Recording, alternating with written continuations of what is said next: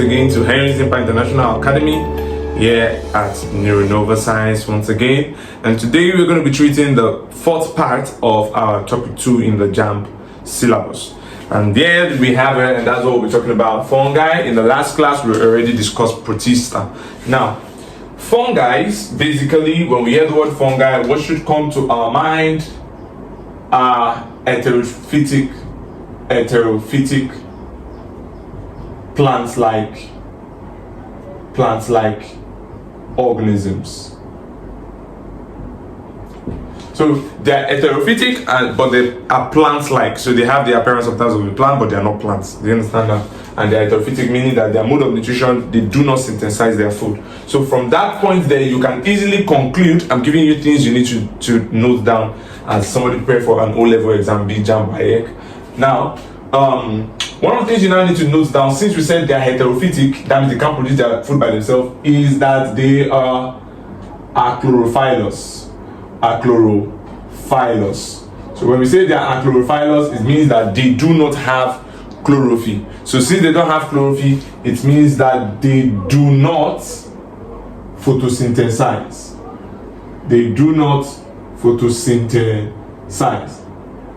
Because you need chlorophyll to photosynthesize, and since they don't have chlorophyll, that means they won't be able to photosynthesize. That's that for that one. Are you there now? Good.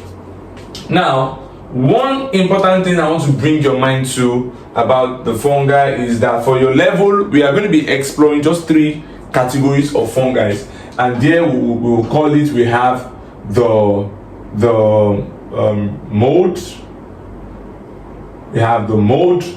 Do you get that now? We have the yeast, and then we have the mushroom. So we have the mold, we have the yeast, and we have the mushroom. Now, fungi, usually, majority of fungi, in fact, all fungi are multicellular. They are multicellular, except from yeast. So yeast is a cellular fungi, while the others there are multicellular. Are you there now? So yeast here is a cellular fungi. Now, we attribute these names to common scientific names I want you to stick to your mind. So most of the time, whenever we hear mold, we want to link mold with rhizopus. Rhizopus. So rhizopus is a mold. That's what we're trying to say, right? Then yeast, you usually want to link yeast with the scientific name we call Saccharomyces, from the word saccharin. Saccharomyces. Whenever you hear the word my, M-Y, either now, it usually indicates fungi. And that's why they say the study of a fungi is called mycology. So when you study fungi, you call it mycology. Let me just write it here. So the study of a fungi here, we call it mycology. So my usually it indicates fungi. So Saccharomyces simply means the sugar you get from fungi. You understand? Sugar, saccharin. You understand? It's sugar you get from fungi. You understand? One common species name is Saccharomyces cerevisiae. You understand? But you can just know it as Saccharomyces, and it's usually used. This guy here is used in the brewery industry and the baking industry. You know, we need sugar in brewery and baking. So you should need to note that, because that question has come out multiple times. So it's used in the brewery and baking industry. So we usually use it to bake as well. Then when we hear mushroom, you want to be indicative of agaricus. Mushroom, you want to be indicative of agaricus.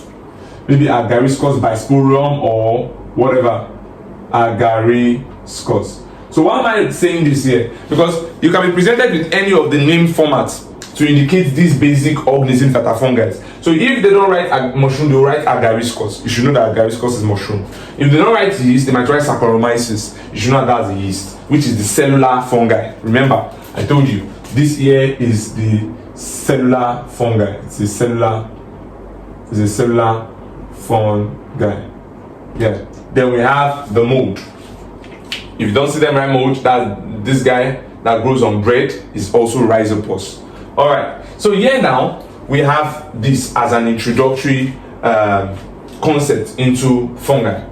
Now, so any of those three are examples of fungi. Now on the board here, we have two different fungi. But before we explore these two different fungi, we are going to talk about something about the body structure of a fungi. The body structure. So body structure of a fungi. Good. The fungi body is called a thallus. Now when you hear the word thallus, I just said now a fungi body is called a thallus. When we hear the word thallus, thallus simply means an undifferentiated body. So when we say undifferentiated body, that means you just look something straight. We can't say this part is different from this other part. I get that now. So that's the thallus. There is no vegetative parts. I get me now. So that's what called thallus. And that's where that word thallophyta comes from. So thallophytas, their body also is a thallus. They don't have roots, stem, and leaf to show those differentiation. So when you hear the word thallus, we're talking about a body that is undifferentiated. So I'll just put it here, simply undifferentiated body. Undifferentiated body. Are we there now?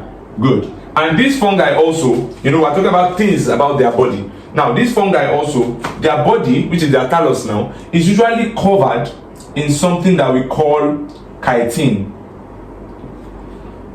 Chitin, which some people call chitin, is a common component that you find in exoskeletal organisms like insects. So they too, their body is made up of chitin. That their cell wall is made up of chitin. Let me just put it there. So it's a major constant of their cell wall is made up of chitin. Okay. Now, this their body that is called the thallus is usually made up of long projections that we call hyphae. All these things we are saying now does not pertain to the yeast, because yeast is just a simple cell. It's just a cell with a nucleus and mitochondria and sometimes a bud. When you want to reproduce, we'll get there. But for now, thallus and chitin, the body is called the thallus. The cell wall, that's the body itself, the cell wall of the fungi is usually covered in chitin or chitin. You get that now? Also, we want to also appreciate the fact that this thallus or this body is usually made up of what we call hyphae. Something we call hyphae. Now, these hyphae, they are long filamentous projection. They are long filamentous projections. Are you there now? So you have them just long projections. Are you there now? Like all these things here, the way they are. You understand? They are long filamentous projections. So they are usually found in filamentous fungi. And every fungi is filamentous except from that yeast. Good. So they are hyphae. They have hyphae which are long projection. And sometimes you will have a collection of so many hyphae. Some of them have many hyphae, a collection of so many hyphae. Are you there now? That collection of so many hyphae, which makes up that fungi as well, is called a mycelium. So the body of a fungi is like the collection of all the body of the fungi, all the hyphae in the fungi is called a mycelium. So here now we're just saying that collection of hyphae, a collection of hyphae is called a mycelium. A mycelium. So that's what a collection of hyphae is, a mycelium. All right, good. Now, these hyphae that we're talking about are divided into two types. Are you there now? So the hyphae of a fungi can be of two types, any of these two types. So I'll write that here. So we have hyphae or hyphae. You have two major types of hyphae or hyphae. And what are they? We have the septate hyphae. The second one, we call it aseptate, or you can just as well go ahead and call it choanocytic. So is that we call it septate, aseptate or choanocytic. So the two types of hyphae are septate or aseptate. Now let me just give you a diagrammatic illustration here. Imagine we have this, and you see this thing that maybe you look like a sugar cane. This is a fungi now. This is a hyphae. Are you seeing that now? So at different segments, you can see that there is these demarcations. You can see all these demarcations I'm putting here. These demarcations are called crosswalls. They are called cross walls. And I did just draw it as a straight line. I did it like dot. Why? To show you that there are spaces, holes, perforations. That's because these cross walls have pores. In order for materials to be able to move from this side here to this other chamber, to this other chamber, to this other chamber, that is what we call cross walls. So these lines are the cross walls. So any hyphae, this is a hyphae that has cross walls. Any hyphae that has cross walls is called a septate hyphae. Are you getting this now? So this is a thallus here that you can see is undifferentiated. There are no good. So this is a thallus here or a hyphae. Right there now, and this particular hyphae has cross walls, and therefore we call it a septate hyphae. Good. But when you talk about aseptate hyphae will lack cross walls. They don't have cross walls. So your aseptate hyphae lack cross walls. And one thing I want you to know again about aseptate hyphae is because they lack cross walls, but they are multinucleated. Do you get that now? So they are multinucleated. They have a lot of nucleus either now around their aseptate hyphae. That means around their hyphae that don't have any cross walls. So the numerous nucleus are just there either now. So we'll say that they are multinucleated. Multinucleated. Okay, let me write that here. Let me write that here. I'll just stretch it up here. So they are multinucleated. So that's it for that. So those hyphae, they have numerous amounts of nucleus. So that's what we mean by they are multinucleated. All right, good. Now that's basically the major important information you need to keep in mind about the body of a fungi. Now, after knowing the body of the fungi, there is this important thing you need to know also. Fungi reproduce. You get that now? So they can reproduce either sexually or asexually. So here now, we'll talk about their reproduction. Here.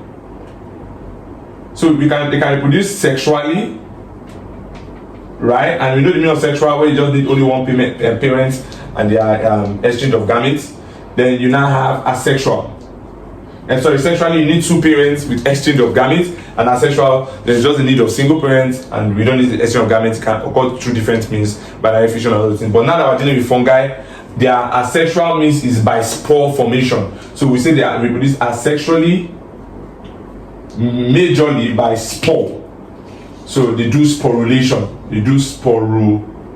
So they form spores. So the spores, whenever the spores are released, those spores drop into fertile ground, and then they will grow up to become a new fungi. So that's sexual means. Now, and that's asexual means, you understand? Asexually by sporulation. Now, sexually, they do sexual reproduction by producing what we call sexual spores. They can produce what we call sexual spores. Yes. And now, it's at this point here that they now further classify fungi into different categories. But for now, we're going to be looking at 4 categories as O-level students. And what are those 4 categories? We want to talk about the ascomycotas. So here now, we'll just write them out here. So we have the 4 different sexual categories, which will determine the sexual spores. So if they ask you, fungi are classified based on, one of the ways to classify them is based on the nature of their sexual spores. So we have ascomycota. We have the ascomycota. Then we also have the basidiomycota. Then we have the deuteromycota. Please, let's get something straight. Some concepts you see them use mycotina.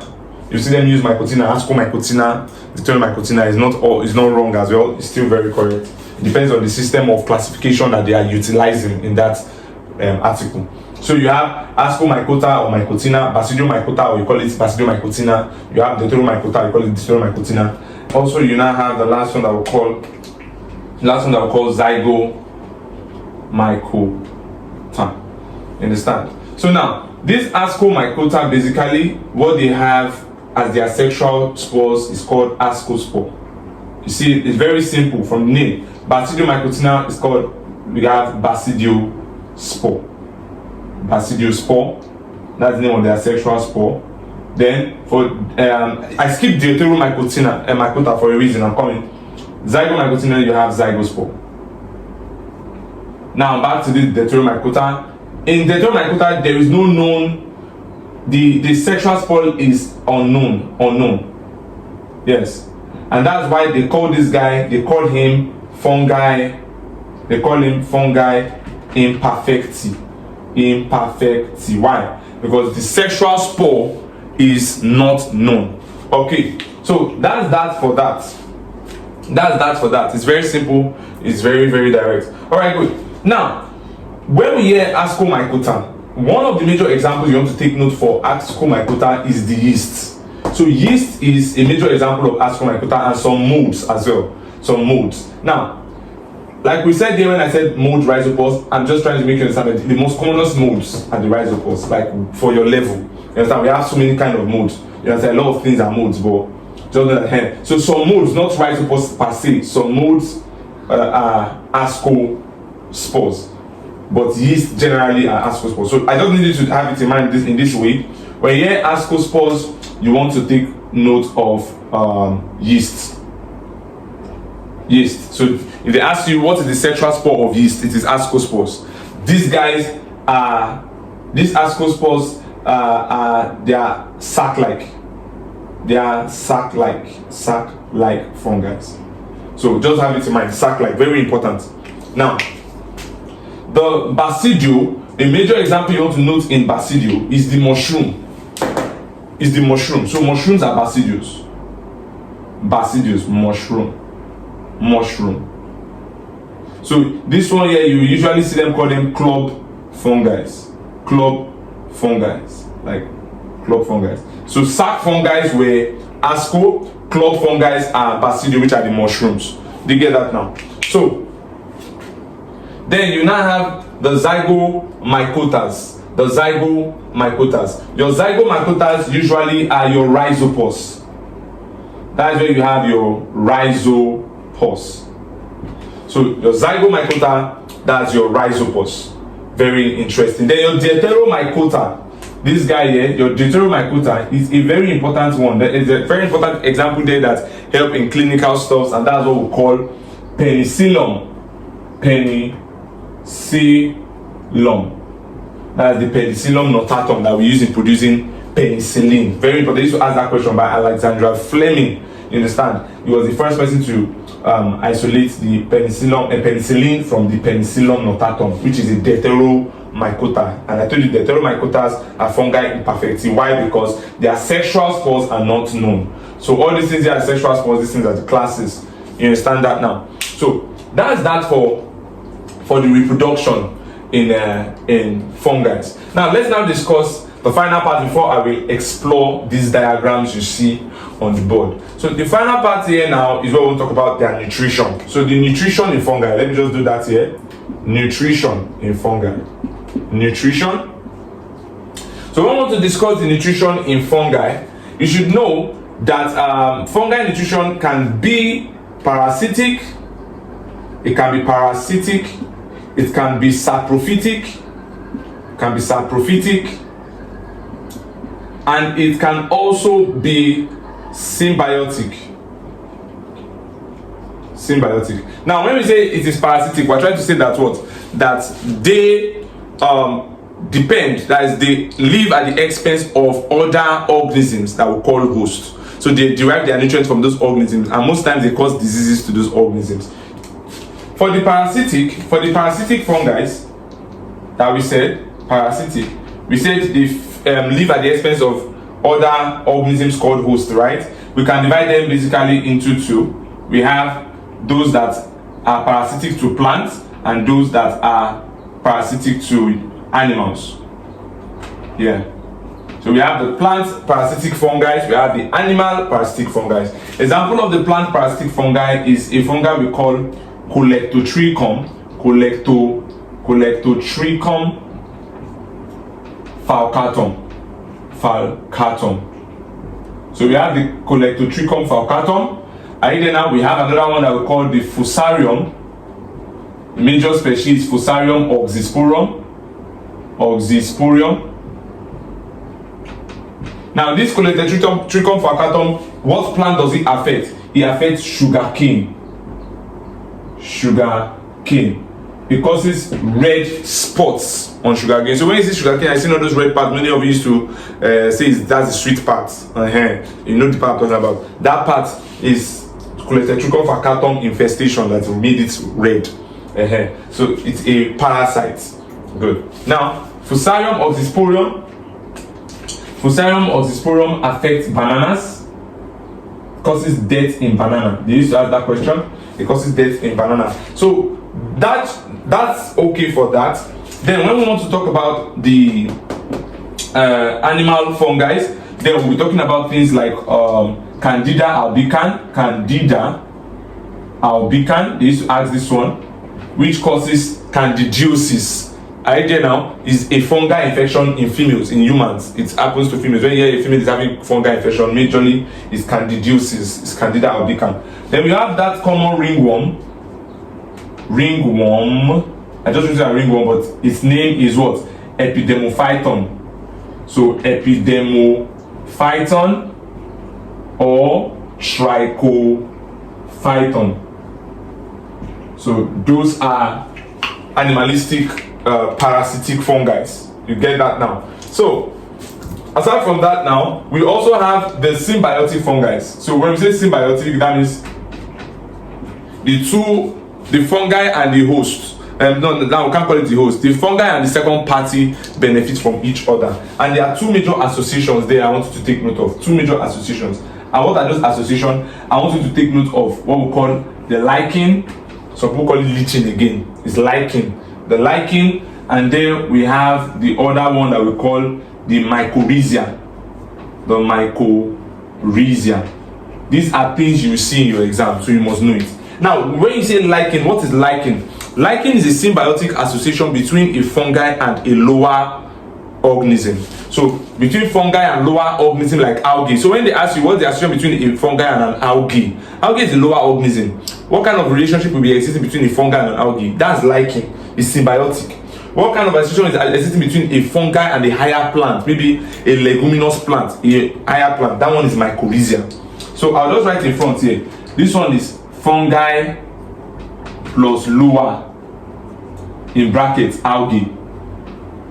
Why this one here is fungi plus higher, that's higher organism or higher plant, in brackets leguminous plant.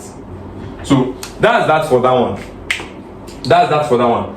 Then we have the next one. We have the next one, which are the saprophytic fungi. Another example again of your parasitic fungi here is Puccinia. We have this fungi that we call Puccinia. Just let me add that because it has come out before in the past. Puccinia, it's a parasitic fungi. Just know that. Then we have the saprophytic fungi. In fact, fungi, they say something that even death is incomplete without a fungi, because when you die, your body must be decomposed.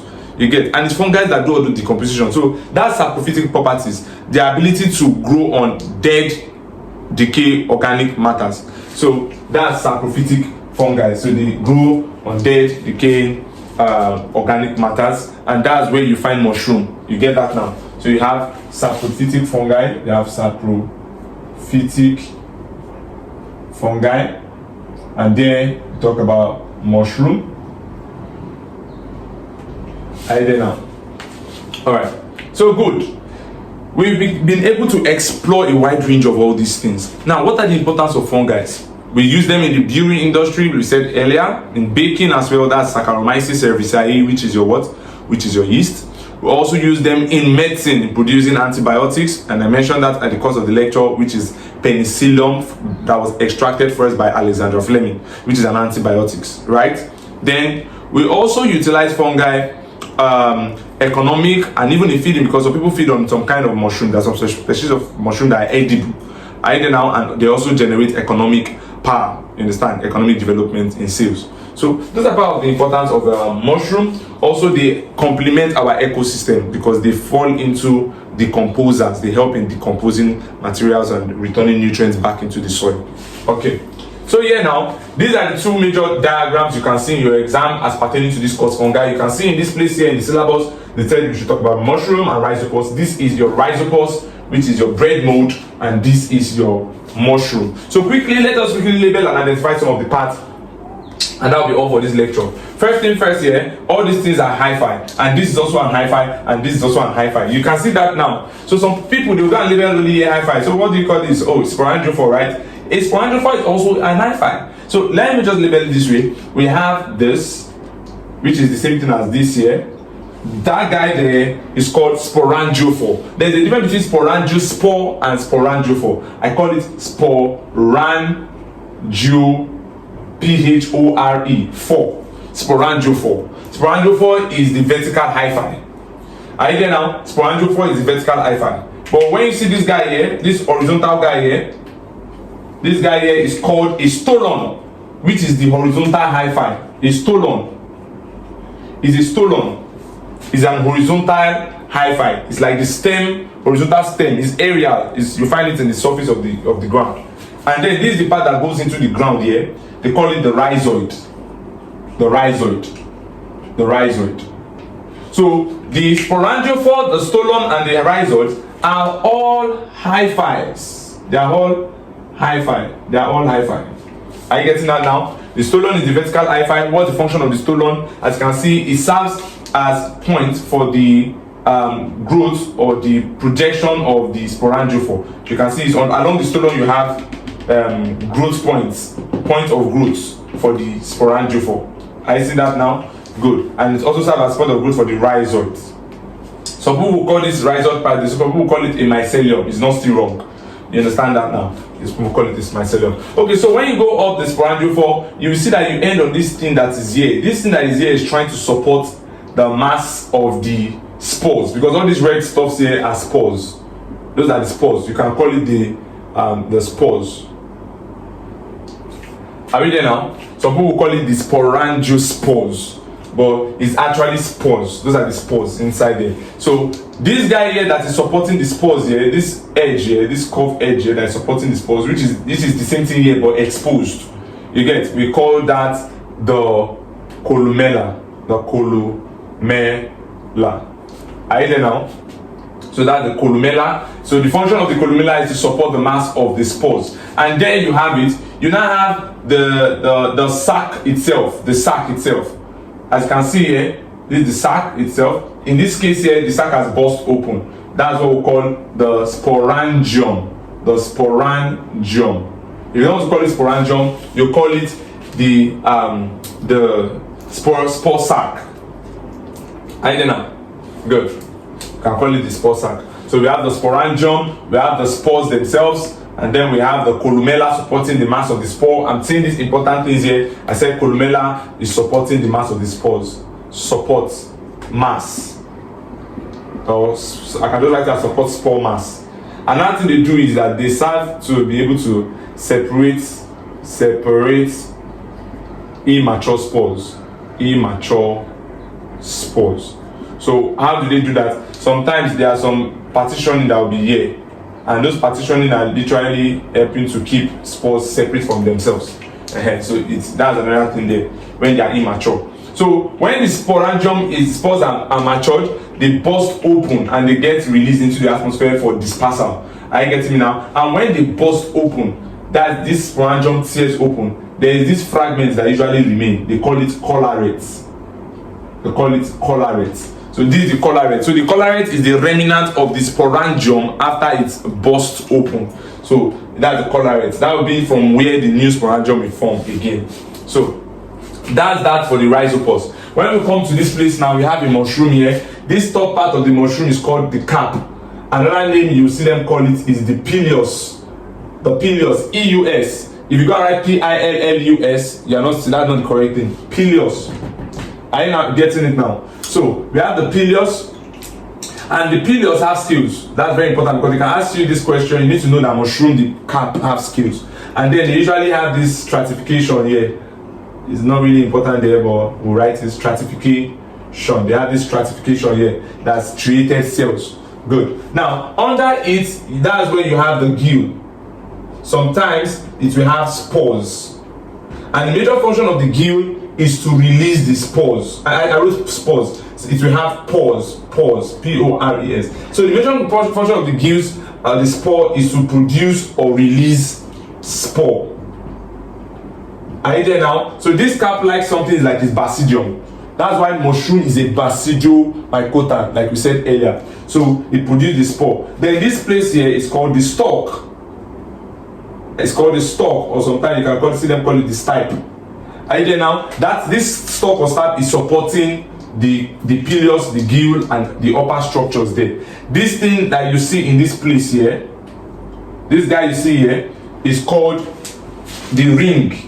It's called the ring. It's called ring or annulus. This guy here does not have a function. It had a function only when the mushroom was growing. This thing here is like a veil, as remaining before the fungi, before the cap became matured. This thing here was covering around it. It was wrapping around the cap. So as the fungi was maturing, it opened. Are you there now? It opened and then become vestigial. It doesn't have any use. So we call this one the ring, the partial veil. The partial veil that covered the what? Cap during what? During the early stage. So call it partial veil. Partial veil. Partial veil. It's a veil. It was a covering. Then this one here is called the vulva. It's called the vulva. Vulva. Are you there now? It's called the vulva. This vulva too is a veil. It's a veil. It's vestigial now. It's a veil. What was it doing? It's this time, and this one was partial veil. This one is called universal veil.